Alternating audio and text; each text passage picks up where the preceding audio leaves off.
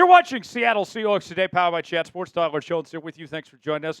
Coming up on today's show, we are talking blockbuster trade rumors here on draft week. Could Jadeveon Clowney be making a return to Seattle? We'll tell you why that's a possibility coming up in just a bit. Also, could the Hawks be trading down in the draft? We got a new report from ESPN's Adam Schefter that we will dissect here in just a little while from right now. Tyler Jones, your fearless leader, here with you. Thanks for joining us. We've been doing this for over a month now, a pre-draft sub-battle between a couple of our powerhouse NFC channels here at Chat Sports, and we are down to a photo finish. In the 12s, we have work to do if we want to win this sub-battle before the draft. You can see we're behind. We're in third place for daily Seattle Seahawks news and rumors. We'll be live for the NFL draft here on the channel. You got to be subscribed. We got to beat the whiners, and we got to beat the cowgirls, folks. It is our obligation. It is our duty, and it doesn't cost you a thing. Subscribe now for free, youtube.com/SeahawksTV, and we'll get started with today's show. Pro Football Network has named Seattle as a top trade destination for Panthers edge rusher Jadeveon Clowney. It would potentially mark a return to Seattle for Clowney if he was traded here. So let's see what Pro Football Network has to say about the possibility. The well-traveled former number 1 overall pick still has some gas in the tank. Jadeveon Clowney had 5.5 sacks and a 13.7% pressure rate for the Panthers last season. It was Clowney's 5th straight season with a double-digit pressure rate. And it was only marginally lower than his 15.7% pressure rate when he had 9.5 sacks for the Ravens in 2023. While the wretched Ravens defense needs all the help it can get, the 32-year-old Clowney doesn't make a ton of sense on Carolina's timeline.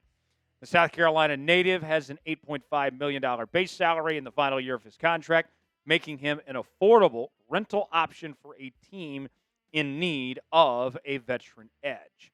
First off, I like this idea of bringing back Jadeveon Clowney to Seattle. This is much different circumstances that the Seahawks defense is in compared to the last time he played here. And you do pay the $8.5 million in base salary, but in actuality, it doesn't really cost you that much. That's a reasonable salary to take on, and you're not going to have to give up a ton in a trade. Now, I'll be honest with y'all.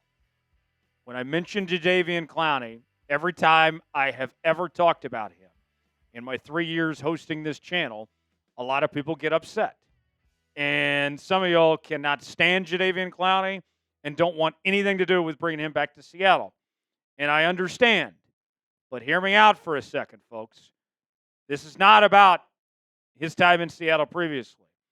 To me, this is about his time working with Mike Macdonald in Baltimore. And he found the fountain of youth working with Mike Macdonald in Baltimore, and they both had success together. And we've seen Mike Mack work very well over the years with these veteran pass rushers at a low cost, whether it was Clowney, Justin Houston, Kyle Van Noy, Jason Pierre-Paul. We know that they're about to do this with DeMarcus Lawrence.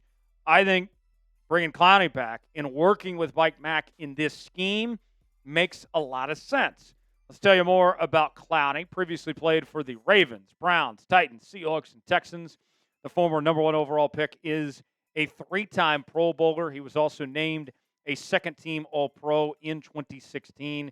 Has he lived up to the billing of the number 1 overall pick? Certainly not, but he's had a good career in this league. You look back at the numbers. In his last season in Baltimore, working with Mike Macdonald, he had 9.5 sacks, 2 forced fumbles, 9 TFLs, and 43 tackles. Last season in Carolina, we mentioned that high pressure rate that he had. He also accounted for 5.5 sacks, 9 TFLs, and his tackles numbers went up from 43 to 46. So what's the cost exactly? Here's what I mean by not much. I think you're looking at maybe giving up a 7th-round pick, that 223rd overall pick to bring in Clowney.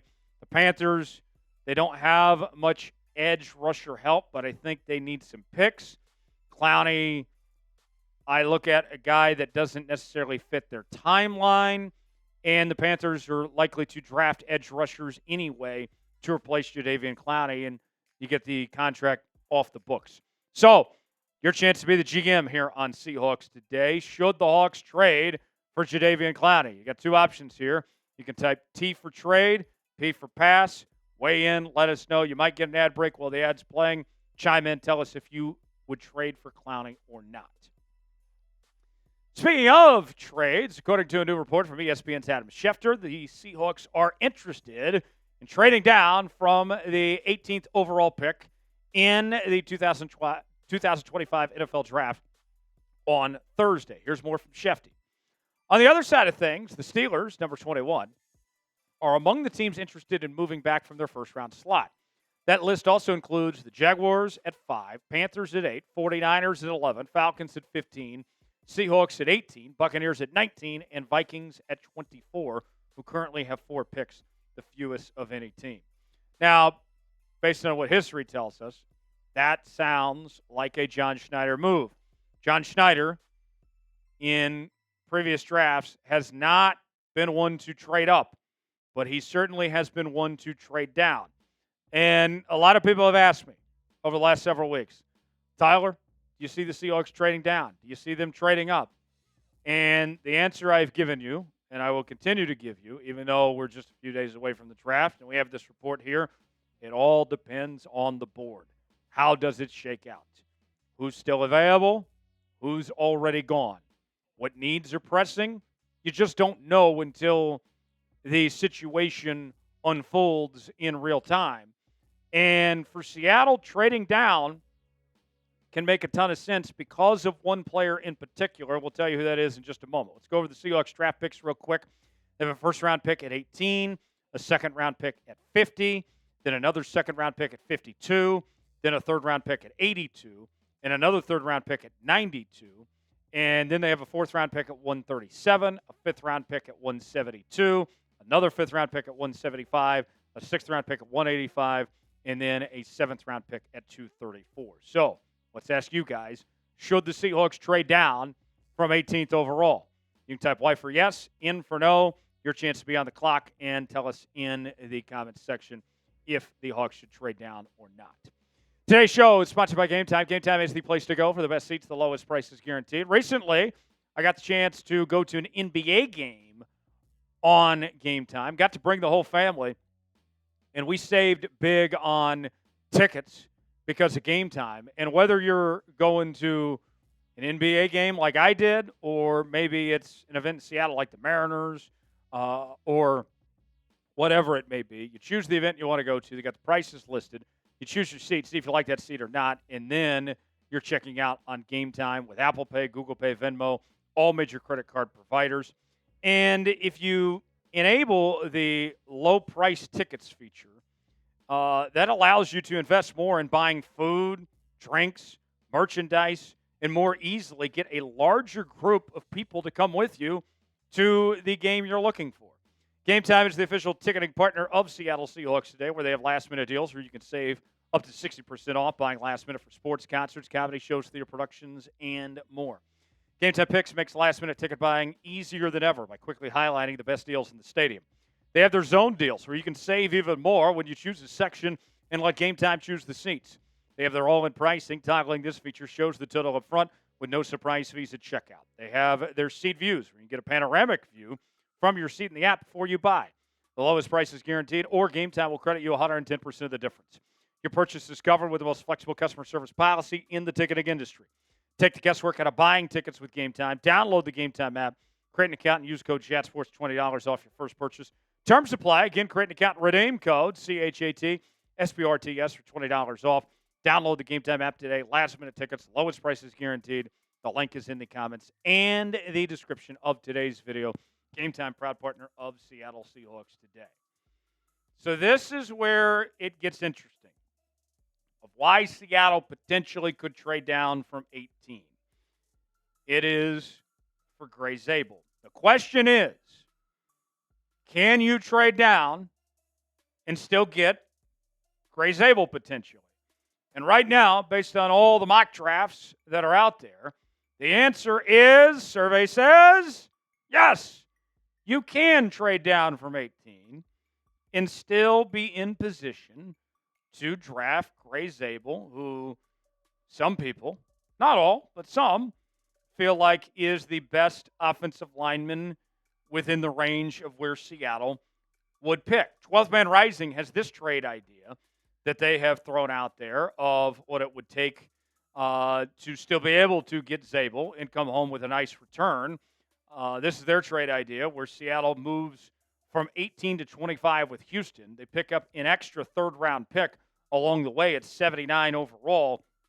So then John Schneider is handed 6 picks in the top 92, plus he uses one of those picks on Grey Zabel.